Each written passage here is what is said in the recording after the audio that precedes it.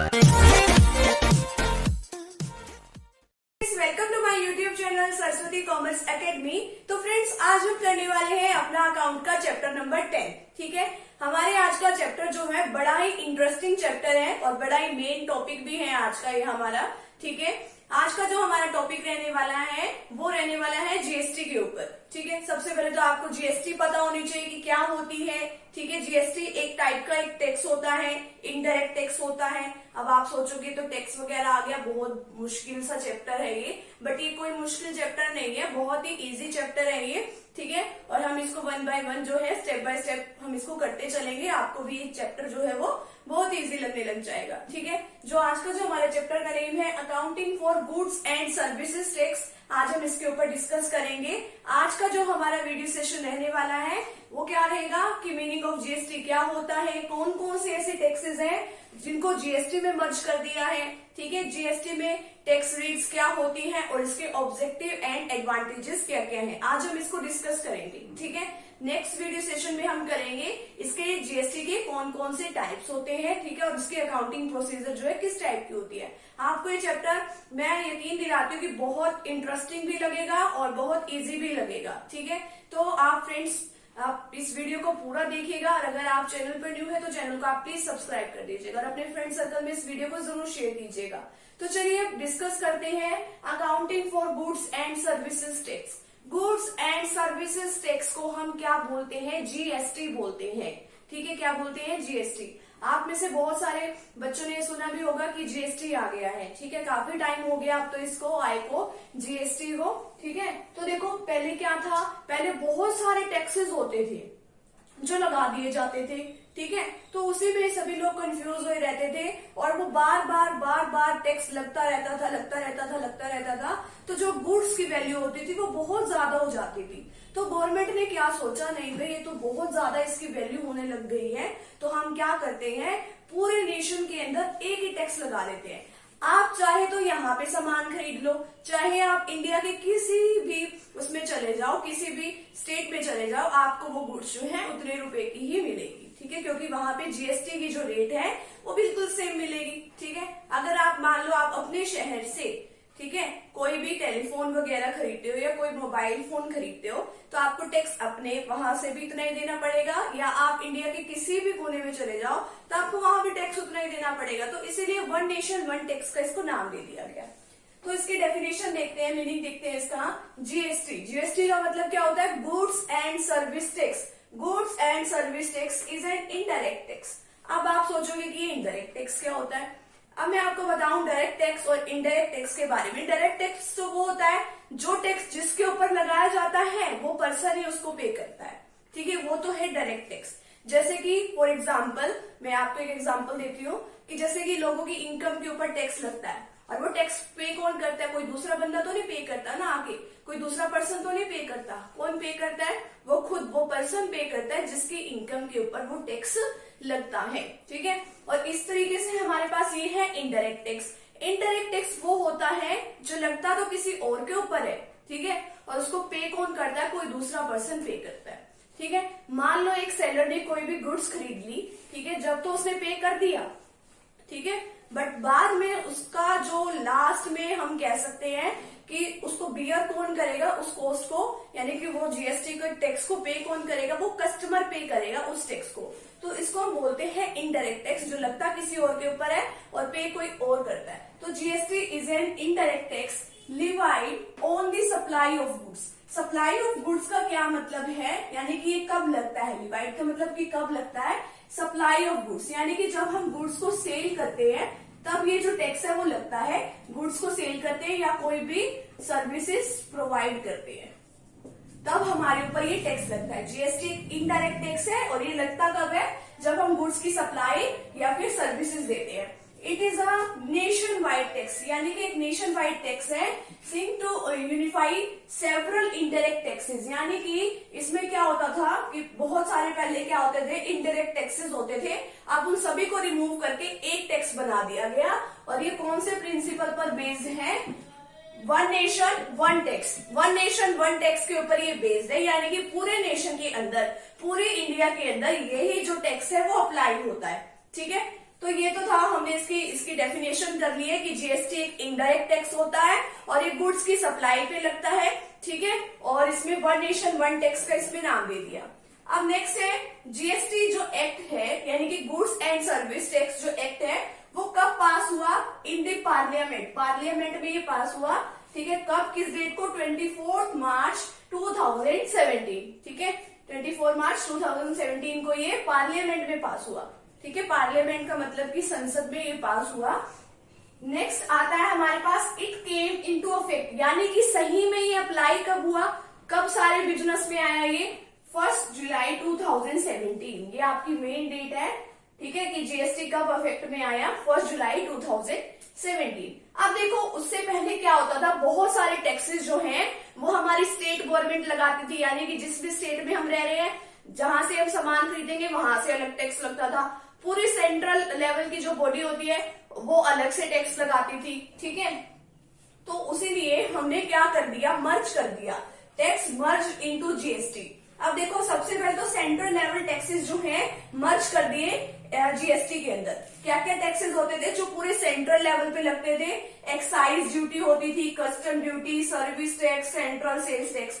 तो इन सभी को रिमूव करके एक टैक्स बना दिया गया। सारे के सारे टैक्सेस जितने भी थे वो हमने जीएसटी के अंदर इंक्लूड कर दिए।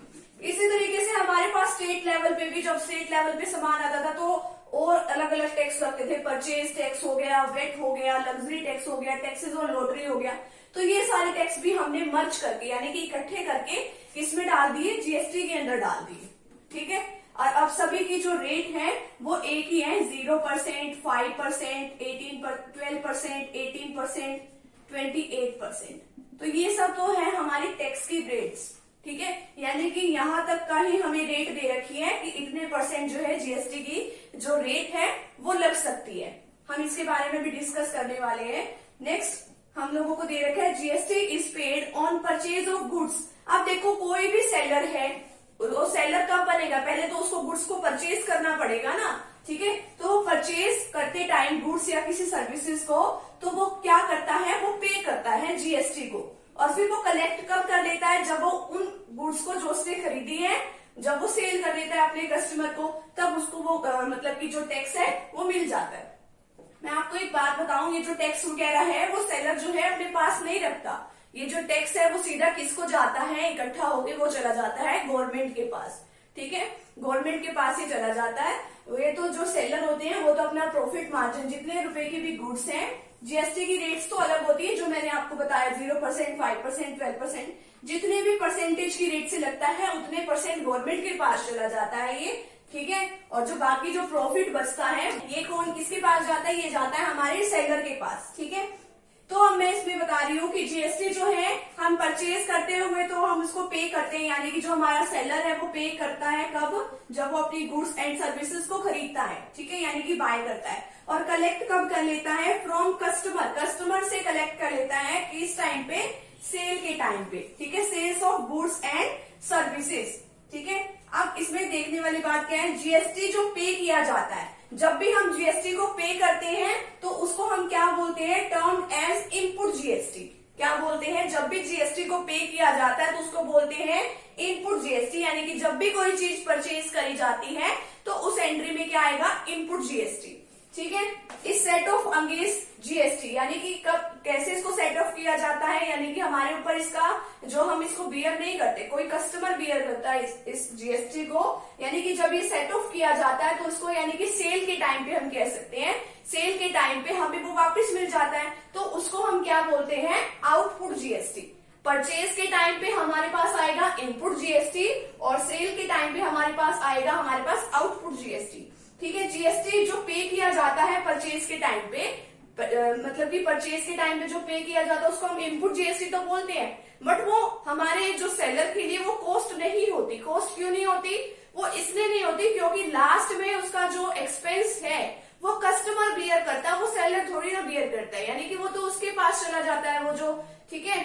अब देखो, अब जो वो कलेक्ट करता है जीएसटी कलेक्टेड ऑन सेल्स, यानी कि आउटपुट जीएसटी जो है वो क्या नहीं है? वो एक इनकम भी नहीं है उसके लिए। क्यों इनकम नहीं है? क्योंकि वो जो सेलर है वो आगे किसको पे कर देता है? वो तो हमारी गवर्नमेंट को पे कर देता है, तो इसलिए हम कह सकते हैं ना तो उसके लिए कॉस्ट है और ना ही उसके लिए इनकम है। और चलिए अब हम देखते हैं कि इसके जीएसटी की जो टैक्स रेट्स क्या है और इसके ऑब्जेक्टिव्स जो है और इसके जो एडवांटेजेस हैं वो क्या क्या है। तो चलिए अब स्टार्ट करते हैं हमारे ऑब्जेक्टिव्स एंड एडवांटेजेस। ये है इसके जीएसटी की रेट्स। ये हमारे पास 5 स्लैब रेट्स हैं। कौन कौन से स्लैब रेट्स हैं? असेंशियल आइटम्स के ऊपर, यानी कि जो जरूरी चीजें हैं, ठीक है, इंक्लूडिंग फूड, जो खाने पीने की चीजें हैं, ठीक है, उसके ऊपर 0% लगता है हमारा जीएसटी का। कॉमन यूज जो होती है उसके ऊपर 5% स्लैब रेट है। स्टैंडर्ड रेट 12% है। मैक्सिमम गुड्स के ऊपर और ऑल सर्विसेज के ऊपर स्टैंडर्ड रेट 18% है और जो लग्जरी आइटम्स है उसके ऊपर 28% है।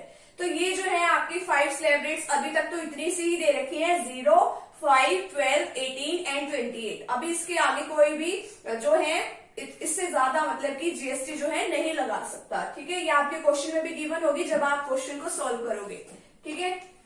अब देखिए इसके ऑब्जेक्टिव्स और एडवांटेजेस दे रखे हैं जीएसटी के क्या क्या है। फर्स्ट है decrease in cost of goods. अब कॉस्ट जो है गुड्स की वो किस तरीके से कम हो गई है? पहले तो क्या होता था, बहुत सारे टैक्सेस लगाए जाते थे।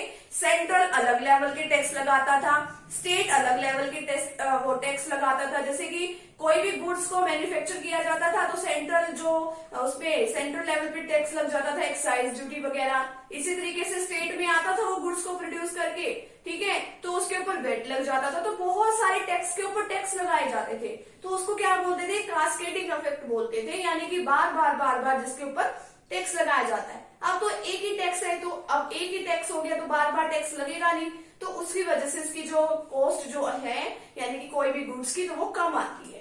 सेकंड है हमारे पास ईज ऑफ डूइंग बिजनेस। अब देखिए पहले बहुत सारे टैक्सेस बिजनेस को देखने पड़ते थे, ये वाला टैक्स है, वो वाला टैक्स है। अब तो एक ही टैक्स है, अब वो इजीली सारे काम कर सकता है, ठीक है। Reduce tax evasion. इवेजन का मतलब होता है चोरी करना। पहले तो इतने टैक्स लगाएंगे अगर बिजनेस के ऊपर, तो वो सोचेगा ना किसी तरीके से तो टैक्स को हम कम पे करें, ठीक है। तो वो अब क्या होता है, अब ऐसा नहीं होता। तो एक ही टैक्स है तो सारे लोग जो है, और वैसे भी ऑनलाइन रिटर्न वगैरह जो है फिल करनी पड़ती है, तो टैक्स इवेजन भी नहीं होता। नेक्स्ट और लास्ट जो हमारा एडवांटेज जिसका पॉइंट है वो है tax system becomes more transparent. अब मोर ट्रांसपेरेंट हो गया है, रेगुलर भी हो गया है और प्रिडिक्टेबल भी हो गया है, यानी कि बहुत अच्छा जो है हमारा अब का टैक्स सिस्टम हो गया है। तो ये है हमारे ऑब्जेक्टिव्स कह लो या इसको एडवांटेजेस कह लो जीएसटी के, ठीक है। आज के जो वीडियो सेशन में हमने सीखा कि जीएसटी क्या होता है, उसकी हमने देखा कि इसको इनपुट जीएसटी किसको बोलते हैं, आउटपुट जीएसटी किसको बोलते हैं, किस तरीके से मर्ज किया गया है इसको, ठीक है, और हमारी स्लैब रेट्स क्या होती है। नेक्स्ट वीडियो सेशन में जो हम डिस्कस करने वाले हैं वो हम डिस्कस करने वाले हैं टाइप्स ऑफ जीएसटी, कितने टाइप्स के जीएसटी होते हैं, विद एग्जांपल हम उसको डिस्कस करेंगे, ठीक है। तो फ्रेंड्स मिलते हैं नेक्स्ट टॉपिक के साथ एंड नेक्स्ट वीडियो के साथ। Thank you very much.